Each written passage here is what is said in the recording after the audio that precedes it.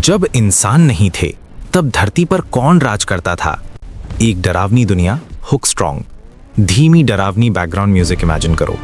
बहुत साल पहले, इतने साल पहले कि उस समय ना कोई शहर था ना कोई इंसान। धरती बिल्कुल अलग थी। ना सड़क, ना मोबाइल, ना कोई घर, बस जंगल, घने अंधेरे खामोश जंगल। और उन जंगलों में रहते थे ऐसे जीव जिन्हें देखकर आज का इंसान शायद डर से ही मर जाए। ये कहानी है उस समय की जब इंसान पैदा भी नहीं हुए थे। धरती का पहला रूप। धरती उस समय शांत नहीं थी। हर जगह बदलाव हो रहा था। ज्वालामुखी फटते थे, आसमान में धुआं भर जाता था। बारिशें इतनी तेज होती थीं कि पूरी जमीन पानी में डूब जाती थी।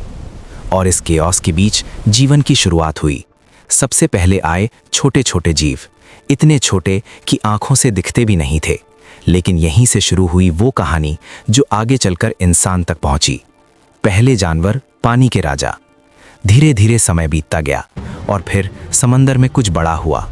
छोटे जीव बदलने लगे, उनका आकार बढ़ने लगा और जन्म हुआ पहली मछलियों का। लेकिन ये आज की छोटी मछलियां नहीं थीं। कुछ मछलियां इतनी बड़ी थीं कि एक पूरी नाव को निगल सकती थीं। उनके दांत तलवार जैसे थे और आंखें अंधेरे में भी देख सकती थीं। समंदर अब सुरक्षित जगह नहीं था। यहाँ हर पल जीवन और मौत का खेल चलता था। धरती पर पहला कदम, खतरनाक शुरुआत। एक दिन कुछ मछलियों ने एक अजीब काम किया। वे पानी से बाहर आने लगीं। हाँ, यही वो पल था जब पहली बार जीव पानी से जमीन पर आए। धीरे धीरे उनके शरीर बदलने लगे। पंख पैर बन गए, गिल्स फेफड़े बन गए और जन्म हुआ पहले एम्फीबियंस का, जैसे मेंढक।